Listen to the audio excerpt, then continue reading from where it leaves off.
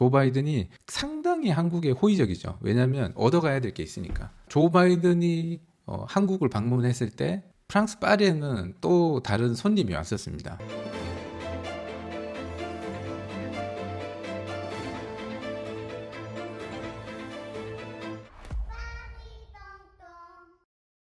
첫 번째로 조 바이든이 어딜 갔느냐, 이게 중요하거든요.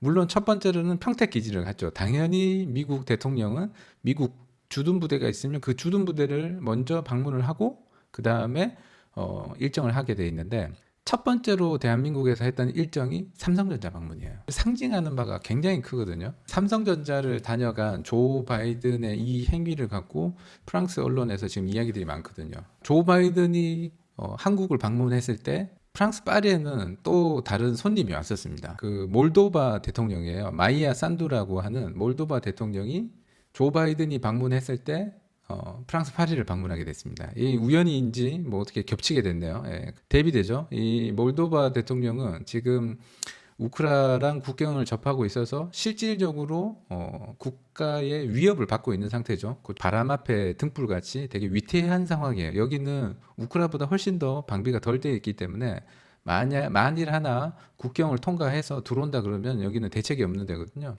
그래서 개전 초기부터 프랑스에서 굉장히 유심히 이 나라를 지켜보고 있었고 돕는 방법에 대해서 많이 이제 연구하고 있었는데, 조 바이든이 너무 눈에 보이는 이 경제적인 행보를 하고 있습니다. 이재용 만나고 그 다음에 현대자동차에 가서 이 부분에 대해서 이제 프랑스 언론에서 이야기가 많이 나오고 있는 게 뭐냐면, 지금 조 바이든이 국정 지지도가 39%로 완전히 곤두박질 쳤거든요. 이게 이때까지 역대 미국 대통령들이 보면 전쟁을 치면 지지율이 올라요. 예. 이라크 전 때라든지 대부분 전쟁을 하게 되면 국가 내에 있는 사람들이 이렇게 뭉치게 되는 그런 효과들이 있는데, 이번에 이 우크라 전쟁이 진행되면 될수록 점점점 집권당, 특히나 조 바이든이 하고 있는 이제 민주당 쪽에 불리하게 작용되고 있습니다. 임기 중간에 한 번씩 중간 선거라는 게 있어요. 그래서 하원은 다 새로 뽑고 상원의 3분의 1 정도를 2년에 한 번씩 이렇게 물갈이를 하게 되거든요. 상원은 보통 이제 6년씩 하고,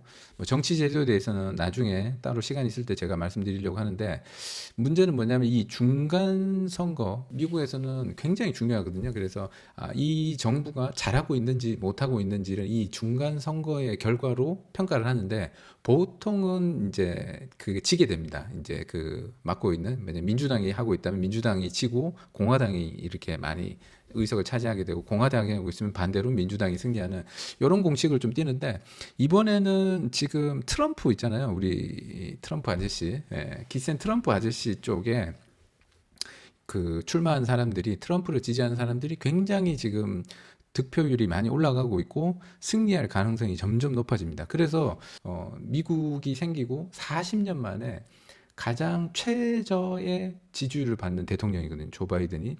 그런데 그 사람이 공교롭게도 기존의 관례를 뒤집어 엎고, 기존의 관례라는 거는 일본을 항상 먼저 갔습니다. 미국 대통령이 일본을 먼저 갔다가 한국을 갔는데, 투자를 할 수 있는 그런 기업들이 한국은 좀 있는데, 일본은 솔직하게 지금 도요타 이외에는 힘들거든요. 도요타도 지금 최대한 투자를 하고 있고, 그러니까 결국에는 정치적인 그 쇼를 하고 있는 거예요. 외교, 한국에 이제 새로운 정부가 들어왔으니까 좀 잘 보이게끔 해주고, 대신 자기네들은 투자를 유치해 가는 거죠. 이 중간 선거에서 이기려면은 조 바이든이 나는 한국 가서 이제 세일즈 해왔다, 삼성도 끌어오고, 요즘 반도체가 이슈니까 반도체 끌어오고, 자동차 공장도 유치하고, 나는 이렇게 일자리를 위해서 뛰는 대통령이다, 이걸 보여주기 위해서 지금 대한민국에 왔다라는 이야기들이 강하거든요. 제가 방송을 계속 해오면서 말씀드린 것 중에 중요한 게, 유럽의 시선, 특히나 프랑스, 독일을 비롯한 이 유럽의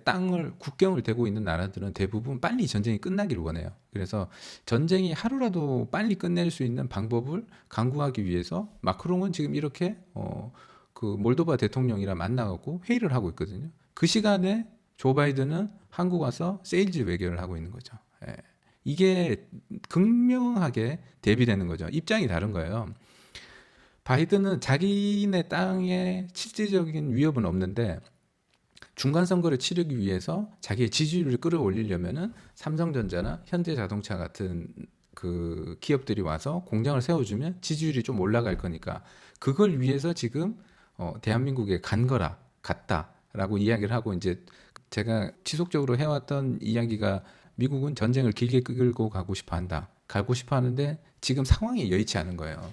러시아가 생각보다 기초 체력도 세고 특히나 러시아가 경제적으로 빨리 무너지길 바랬는데 안 무너지고 있는 거죠. 예, 생각보다 체질이 튼튼하고 지금 프랑스에서 나오는 그러니까 러시아 전문가들이 하는 이야기로 보면 올리가르히들이라는 그런 지배층 부자들이죠. 신흥 부자층들이랑 내부 결속이 전쟁 이전보다 훨씬 더 강화됐대요. 그래서 전쟁을 지지하는 층들이 훨씬 더 늘어난 거죠. 그게 한국에서 보면 저 사람들이 미쳤나? 왜 그 선량한 시민들을 죽이는 이 전쟁을 찬성을 할까? 근데 이거를 이해를 하려면 그 사람들의 입장을 대봐야 되는데, 그러니까 자기네들이 잘못해서 전쟁을 친 것도 인정을 하더라도 만일에 이 전쟁에서 자기네들이 진다면 나라가 붕괴될 수 있다라는 그런 두려움이 있다라는 거죠.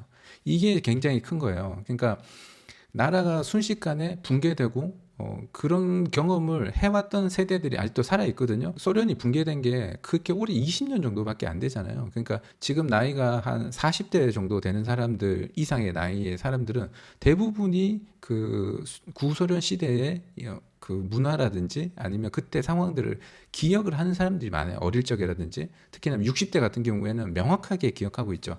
그러니까 나라가 그렇게 망가지는 걸 보고 싶진 않은 거죠. 우크라이나에서 다치는 사람들이 불쌍한데 일단은 내 나라가 망가지는 걸 원하진 않는 거죠. 예, 어떻게 보면 이기적일 수도 있지만 그거는 그 나라 사람들의 좀 입장에서도 좀 생각을 해봐야 되는 부분이 있습니다. 그래서 전쟁을 빨리 어떻게 안정적으로 끝낼 수 있느냐. 그러니까 서로 중재안을 만들고 이렇게 협의를 할 수 있게 해야 되는데 지금 미국이 하는 포지션은 되게 간단합니다. 단순하게 무기 보내고 계속 자극하고 경제적으로 압박을 하는데 그렇게 이제 압박을 하면서 유탄들이 발생되죠. 그런 유탄들이 대표적인 게 지금 우리 밥상 물가라고 하는 한국에도 지금 최근에 식용유 그 대란이 나갔고 지금 식용유 가격이 엄청 오르고 있잖아요. 그다음에 밀 가격 오르고 있죠.